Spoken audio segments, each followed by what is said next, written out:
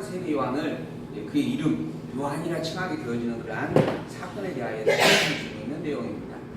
우리가 이러한 성경을 볼 때 가장 기본적으로 절대 잊지 말아야 할 게 성경에 구도라고 하는 것이 있음을 항상 말씀을 드립니다. 성경이라고 하는 것이 우리가 단순히 한 구절을 가지고 읽고 그렇게 묵상하고 사는 게 아니고 성경 전체가 한 권이다라고 하는 것을 절대 잊지 말아야 된다라고 하는 말씀입니다. 그래서 아까 다스에서 말씀을 드렸지만 요즘 교회에서 유행하고 있는 하나의 흐름 중에 하나가 성경을 통찰적으로 읽는 시간을 교회들이 많이 마련을 하고 있다라고 하는 겁니다. 그동안 목사들이 하나의 요절을 가지고 주제 설교를 대부분 많이 해왔고, 또한 그것으로 인해서 사실 한국 교회가 많은 문제를 하게 되어졌고, 그리고 또한 이단들의 도전 속에서 교회를 지키지 못한 아픔들이 있었습니다.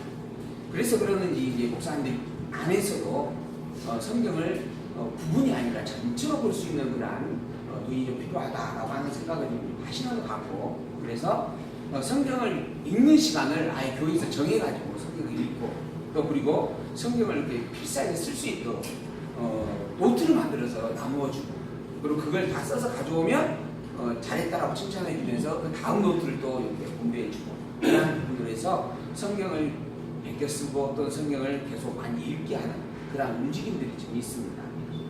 참 어떻게 보면 바람직한 어떤 하나의 현상이다라고 생각이 되어지는데, 그럴 수밖에 없는 이유, 또 그렇게 해야만 마땅한 이유는 성경을 알면 처음 끝까지 전체를 통하여서 그 본 주제를 찾아낼 수 있어야 하기 때문에 그런 겁니다. 그리고 성경의 주제가 둘이나 셋이 아니고 오직 한 개이기 때문에 그런 겁니다.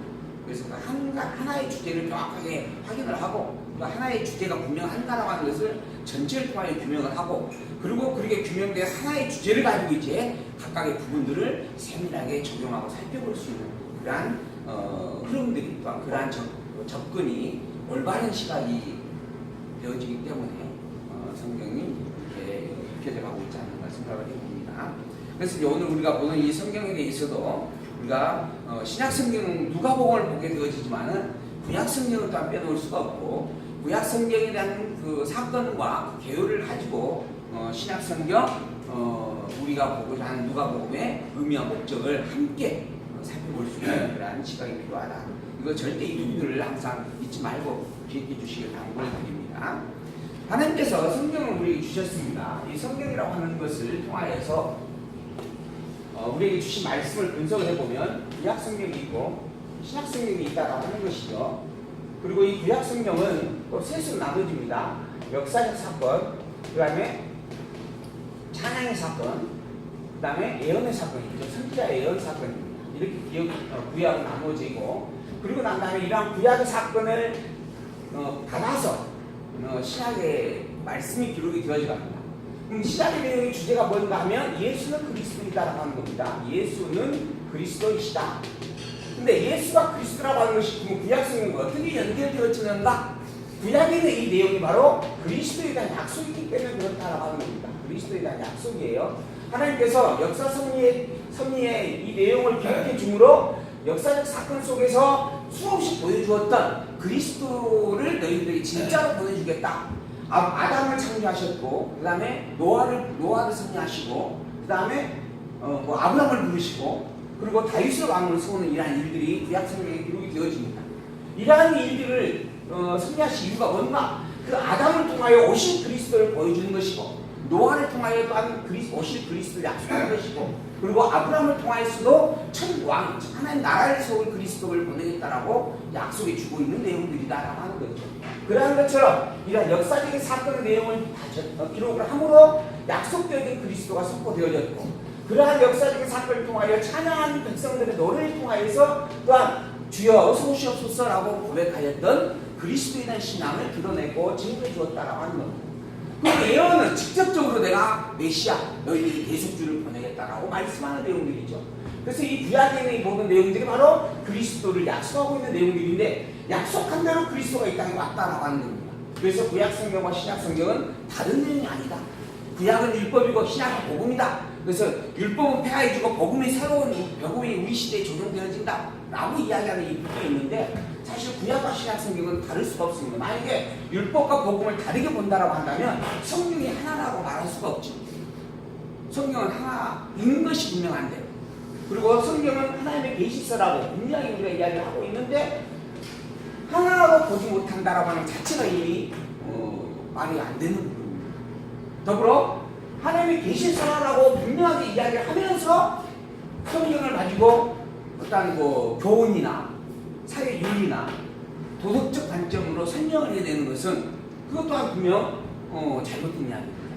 이러한 것처럼 너무 잘못되어져 있는 부분들을 바로잡기 위하여 우리는 성경의 근본적 기준을 정하고, 그리고 그 성경의 계시적 성리를 분명히 인식하고, 그 계시적 성리로서 기록되어져 있는 구약의 많은 일들이 그리스도에 대한 약속임을 확인하고, 약속한 대로 오신 그리스도에 대한 증거가 신약 성경이다라고 하는 것을 지금 우리가 검증을 해가고 있는 것이죠. 그리고 이 그리스도를 보내셨는데 이 그리스도에 대해서 왈가왈부하고 있는 수많은 사람들이 있었죠. 그래서 너희들이 그리스도에 대해서 어떤 경우는 세리왕을 그리스도라고 여기는 이들도 있었습니다. 그래서 세리왕 자신도 이야기하죠. 나는 그리스도가 절대 아니다. 내게 오실 그분이 진짜 그리스도이고 그분에 비하면 나는 그분의 신들미조차 감당할 수 없는 존재다. 나는 그저 그리스도의 증거하기 위하여 온 선지자의 알고 증인일 뿐이다 라고 이야기를 하는 겁니다. 그래서 이러한 그리스도에 대해서 분명히 선포하고 더불어 그 그리스도가 예수님을 알게 하는 내용으로 신약성경에 기록이 되어져 간다. 그걸 분명하게 증거해내고 있는 내용 중에 첫 번째가 복음서인데, 이 복음서는 예수님 당신이 직접 내가 그리스도다 라고 말하는 내용입니다. 그리고 난 다음에 이어서 사도행전과 그 다음에 요한계시록까지의 서신서들이 있습니다. 이 내용들은 예수님 당신께서 내가 그리스도라고 말을 하시고 난 다음에 십자가에 죽으셨고, 그리고 부활하여서 승천하시고 난 이후에 하나님 보좌 우편에서 승천하기 전에 약속한 대로 성령을 보내주셔가지고 이 성령이 행하였던 일들을 통하여 기록되어진 사건들입니다.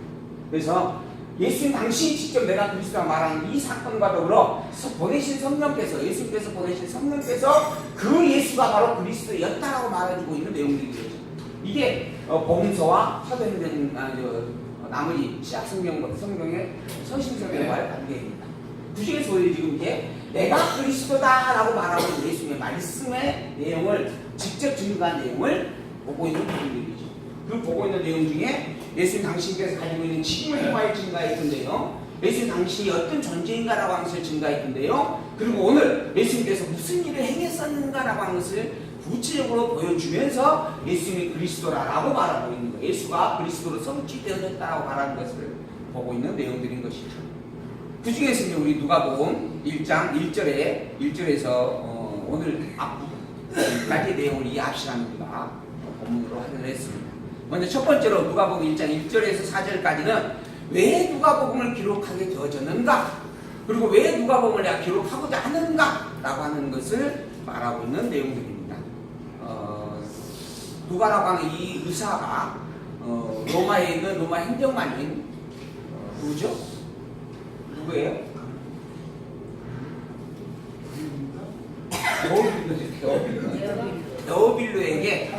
데오빌로 각하에게 당신이 이미 듣고 그래서 믿고 알고 있는 그리스도에 대하여서 내가 더욱 분명한 사실들만 가지고 확증해 주겠다. 왜 예수님이 그리스도고 예수님만이 그리스도인가라고 하는 것을 입증해 주겠다라고 이야기하고 있는 내용의 말씀이 1절에서 4절까지 기록이 되어져 있습니다. 그리고 이어서 이제 예수님의 출생에 대한 내용이 증거가 되어지고 예수님의 성장에 대한 내용이 증거가 되어지죠. 이것을 세례 요한의 잉태와 출생과 성장에 대한 내용과 비교가 되어지면서 성장에 대한 내용은 안 나오는지 세례 요한 성장은 안 나오는데 잉태와 출생에 대한 내용을 비교하여서 그걸 설명을 해주고 있는 그런 말씀이 1장 5절에서 4장까지 기록이 되어집니다. 그 중에서 1장 5절에서 56절까지 예수님이 잉태되어지고 그 이전에 세례 요한이 잉태되어지는 사건을 우리가 이 앞 시간에 직접 읽고 발견했습니다. 오늘 이어서 이제 예수님께서 이제 출생하는 것, 그러한 일들을 통하여 예수님이 그리스도임이 틀림없다라고 하는 것을 증거해주고 있는 말씀들을 하나하나 살펴보게 되어집니다. 먼저 57절에 있는 말씀, 방금 우리가 살펴봤던 내용이죠. 엘리사벳은 세례 요한을 잉태하고 있는 사람이죠. 엘리사벳과 그다음에 제사장 사가랴가 있었어요. 이 두 사람은 부부관계이고 이 두 사람이 나이가 너무 많은 상태였는데 그럼에도 불구하고 자손이 있었어요? 없었어요? 자손이 없었다라고 하는 겁니다.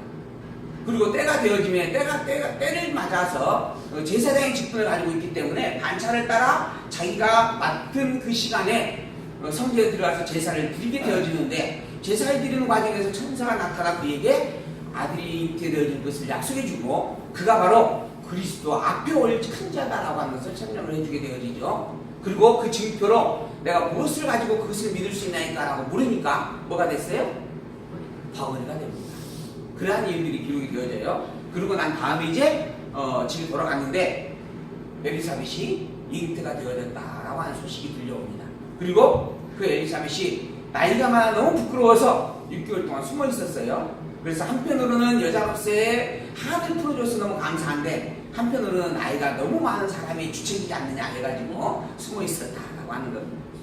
그리고 난 다음에 6개월 되어지는 그 시점에 이제 마리아에게 또한 잉태 소식이 증거가 되어지고 그것이 성령으로 말미암은 것이다라고 또 하나님의 아들이 온다라고 하는 것으로 약속이 되어지고 그 약속을 받은 마리아가 그 증인으로 세워진 엘리사벳을 만나러 가게 되어졌고 그 엘리사벳이 그 마리아를 보고 너는 참으로 복 있는 자이다 라고 복 있는 여자다라고 또한 칭송하였던 그리고 또한 뱃속에 아직 이렇게 자라고 있는 아이인데 그 아이조차도 그 마리아를 막 보고 기뻐하고 즐거워했었다 뛰어놀았다라고 증거가 되어졌습니다. 그 엘리사벳이 이제 아이를 낳게 된 겁니다. 그리고 아이를 낳게 되어져서 그 아이를 어떻게 할 것이냐 그 아이가 낳았다라고 하는 소식을 듣고 그 이웃과 친족들이 너무너무 기뻐하게 되어집니다. 그 늙은 노인이랑 정말 한이었는데 근데 아이를 낳았다라고 하는 소식을 들으니까 너무 기뻐서 잔치를 벌이고 그리고 축하를 해주기 위해서 모여들게 되어지는 거죠. 주께서 저를 크게 큰 일을 여기심을 듣고 함께 즐거워했다라고 하는 거죠. 그리고 난 다음에 8일이 되어지자 8일이 되어졌다라고 하는 말은 유대의 법에 따라서 모세의 법에 따라서 율법에 따라서 난지 8일이 되어지면 남자 즉 사내 아이는 할례를 행하도록 되어져 있습니다. 그 제사장 앞에 가서 행하고 하나님의 백성이다라고 하는 징표를 삼게 되어지는데 난지 8일이 되어지니까 그 아이를 만나러 온 겁니다. 그리고 할례를 행하게 되어지죠. 그리고 이제 이름을 지어야 되는데 그 이름을 무엇으로 지을까라고 이제 고민을 합니다. 대부분은 그 가문을 따라서 가계를 따라서 그 가계의 유명한 사람의 이름을 함께 따라 행하는 일들이 보통의 일이었습니다. 그래서 모여있는 사람들이 이웃과 친족들이 와가지고 누구라고 이름을 짓자 그래요? 사가랴라고 짓자라고 이야기를 합니다. 그런데 이 엘리사벳이 요한이라 칭할 겁니다 라고 말을 합니다. 그러니까 이해가 안 됐어요. 아니 너희 집안에 우리 집안에 요한이라고 칭한 인물이 없었다. 근데 왜 요한이라고 칭하려고 하느냐? 근데 설득이 안 되는 겁니다. 무조건 그 엘리사벳이 요한이라고 칭하겠어 라고 주장을 하는 거예요. 이걸 속된 말로 억지 주장이다 라고 이야기를 하는 거예요. 그러자 이제 답답하니까 그 친족들이 누굴 봐요? 벙어리가 되어진 그 아버지 사가랴를 봅니다. 그래서 머리깃으로 야 어떻게 하면 좋겠냐? 네가 좀 설득 좀 해보아라. 그런데 사가랴가 말을 못하니까 흑판을 하나 달라 그래가지고 거기다 노트에다가 이름을 썼어요. 사가랴라고 썼을까요? 요한이라고 썼을까요? 요한이라고 썼다라고 기록합니다. 모두가 다 이상한 일이라고 놀라는 상황이 되어지는 거죠. 그때 이 사가랴에 막혔던 말문이 열리게 되어지는 그러한 이야기가 진행이 되어지죠. 1장 64절 이에 그 입이 곧 열리고 혀가 풀리며 말을 하여 하나님을 찬송합니다. 혀가 풀렸어요. 그리고 입이 열립니다. 그러고 나서 찬양을 해요. 하나님을 향해서 찬양을 하는 거예요. 내가 아들을 낳았다라고 찬양을 하는 것일 수도 있죠. 하나님 감사합니다 그러는 것일 수도 있죠. 근데 뭐라고 하는가 이제 우리가 살펴봅시다. 그 근처에 사는 자가 다 두려워하고 이 모든 말이 유대 산중에 두루 퍼졌어요. 그러니까 그동안 벙어리였던 사가랴가 있는데 이 사가랴가 얼마 만에 지금 입이 열린 거예요? 아는 분 있으면 오늘 점심 먹고 10달만 열린 거예요. 그러니까 10달 동안 아예 말을 못했으니까 벙어리로 이제 다 인식을 한 거예요. 근데 그런 사가다가 입이 열렸다라고 하는 겁니다. 그리고 그가 요한이라 하고 쓰는 거예요. 그러니 이제 요한이라고 하는 그 이름을 쓸 수밖에 없는 상황이 되어지는 거고, 또 어떻게 그런 일이 되어지는가? 이건 놀라운 일, 이건 분명 하나님의 뜻이다라고 다 기이하게 여길 수밖에 없었고 하나님을 찬양하게 되어졌다라고 하는 겁니다. 그리고 듣는 사람이 다 이 말을 마음에 두며 가로되 이 아이가 장차 어찌 될 사람인가, 어찌 될 아이인가. 뭘 봤어요? 그의 싹수를 본 겁니다. 우리가 그러잖아요. 될 자는 떡잎부터 나는데요. 그 싹수를 본 거예요. 그래서 놀래가지고 야, 대체 이 아이가 어찌 될 자인가, 어떤 인물이 될 것인가 하고 이야기를 하는 겁니다. 이는 주의 손이 저와 함께 하고 있었기 때문이었다라고 하는 겁니다. 이렇게 되어지는 모든 일들이 다 하나님이 붙잡고 그렇게 이끌어가고 있는 일들이었기 때문에 이렇게 되어졌다라고 하는 거예요. 아마 사가랴가 계속 벙어리로 있었으면 아무리 그 글판 서책에다가 요한이라고 썼어도 택도 없다라고 또 주장을 할 수도 있겠죠. 근데 벙어리였던 그 입이 열리기까지 해버리니까 이 놀라운 표정을 보고 더 이상 어떻게 해볼 수가 없는 겁니다.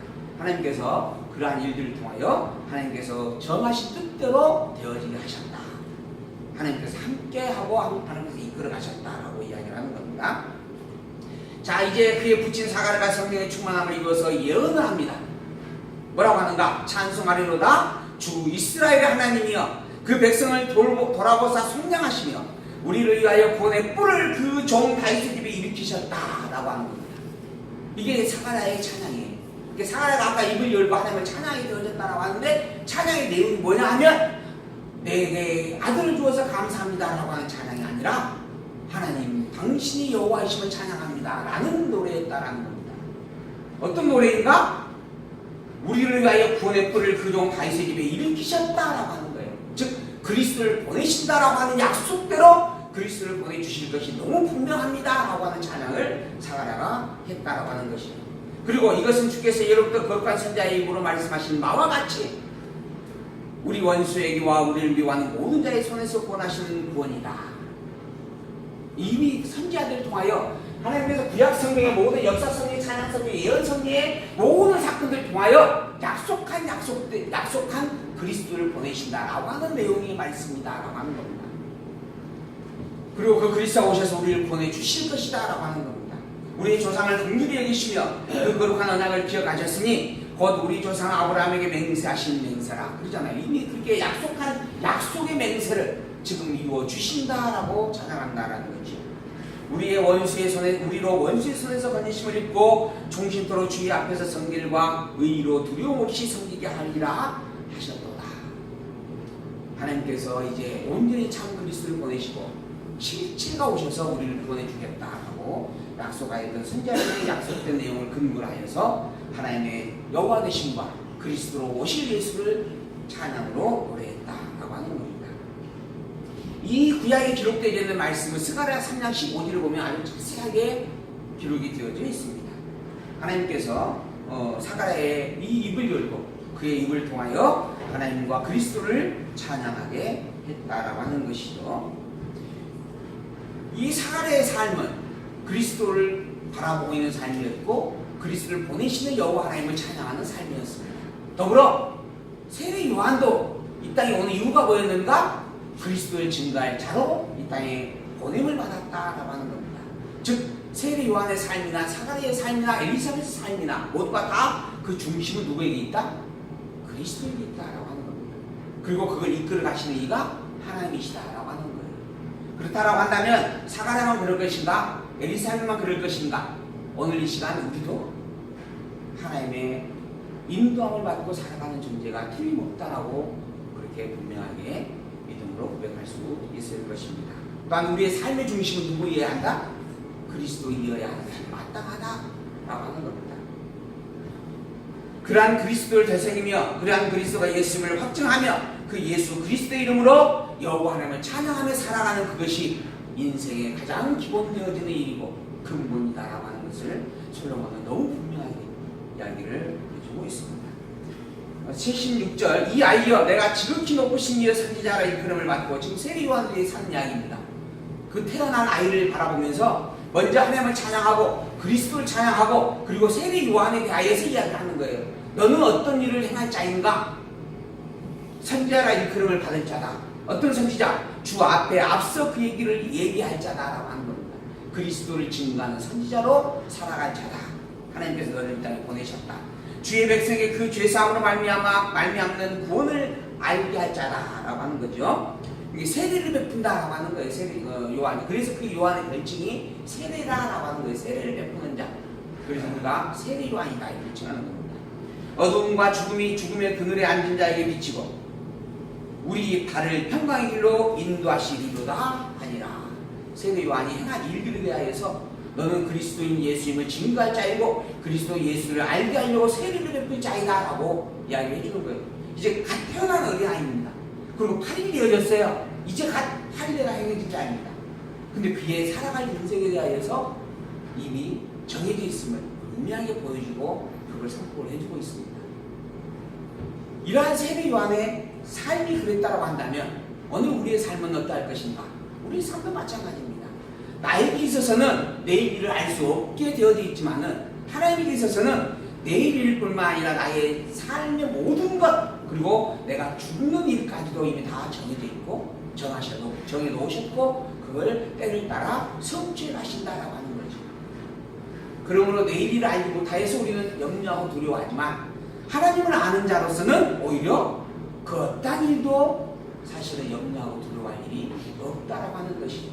그 일을 통하여서 내가 원하는 목적과 바라는 것의 성취를 바라보고 비교하여서 그것을 합당하지 않으니까 염려하고 두려워하는 것이 인생들인 것이고 실제로 하나님을 기준으로 놓고 하나님의 증거라고 하는 것을 하나님을 계시하고 있는 일이라고 하는 것을 기억하고 깨닫는다면 그걸 기준으로 바라본다면 왜 이 일이 내게 있는 것인가 라고 살필 수 있는 그런 지혜가 우리에게 있을 수 있게 된다라고 하는 겁니다.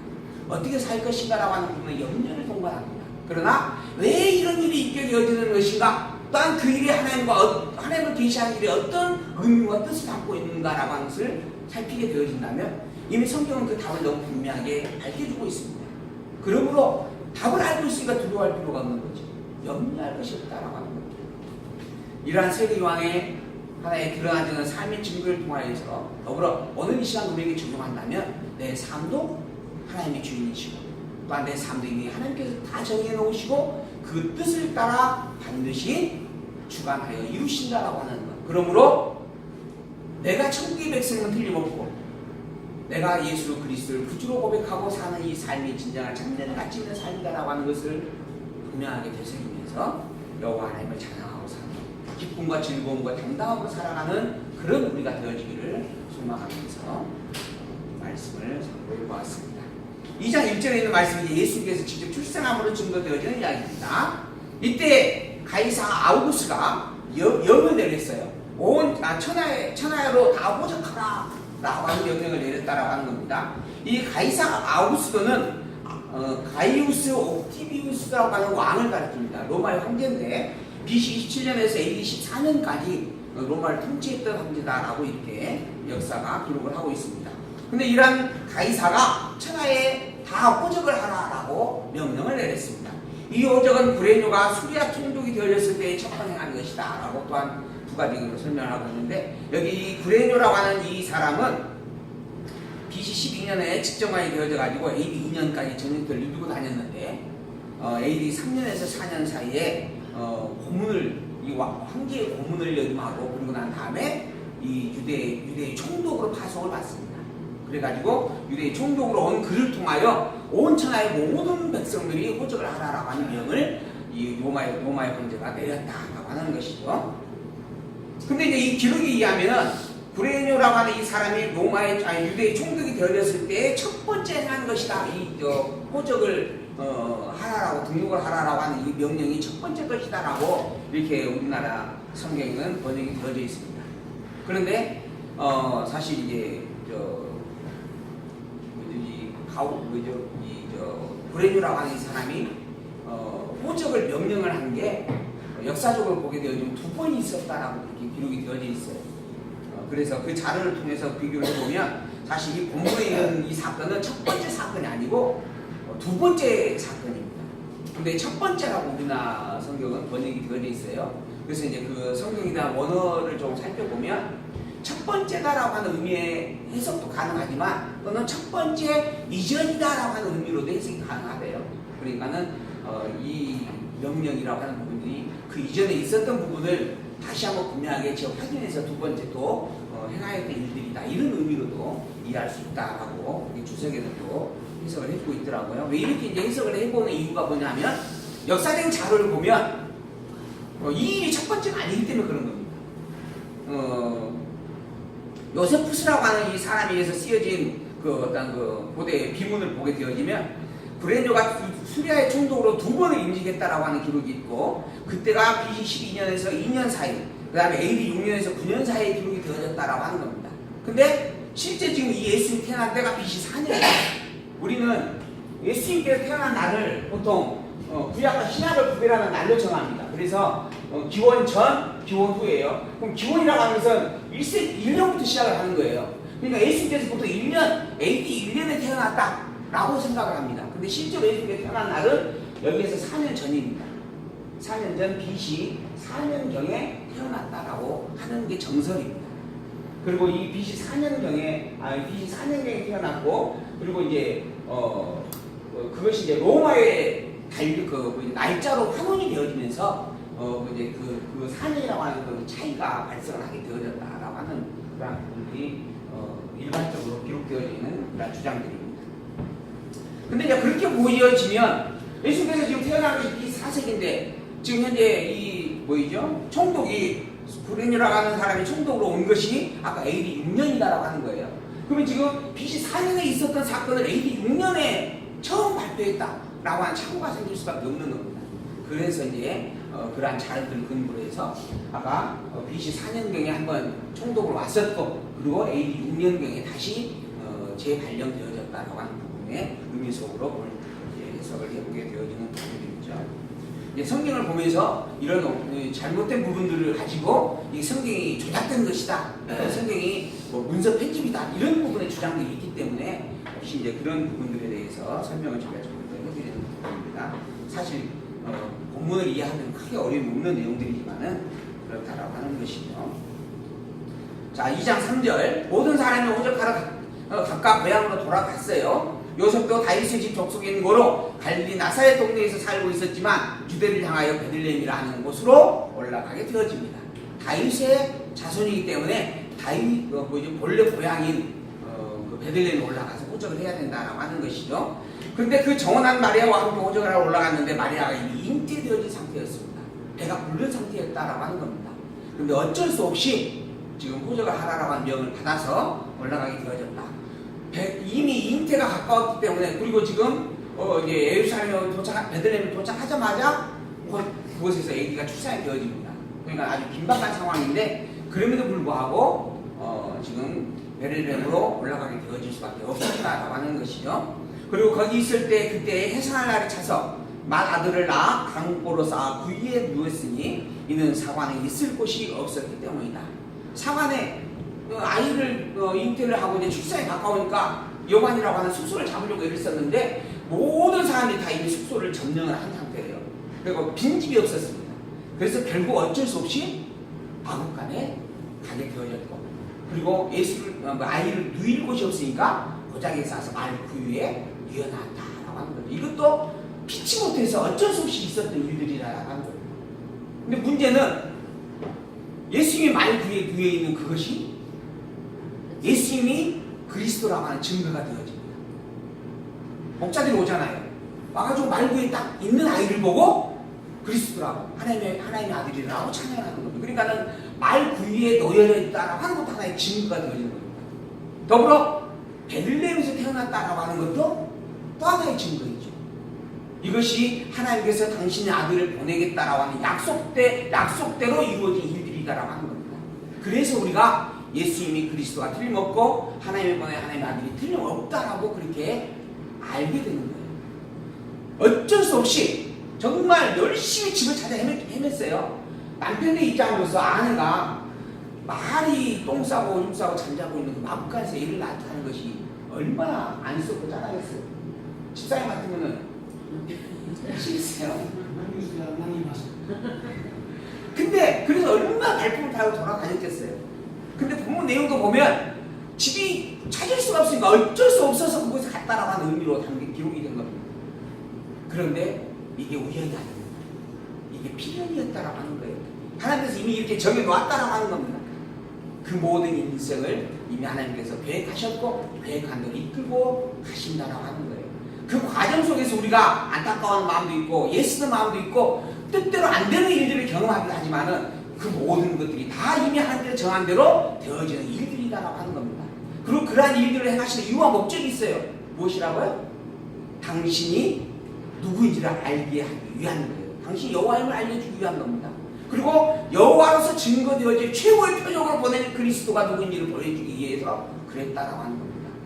그래서 마국간에 있는 그 아이의 예수 아기를 보고 그분이 바로 하나님께서 보낸 하나님의 아들이요 구세주다라고 사람들이 보고 찬양을 하였다고 하는 것이죠. 여기 한 가지 더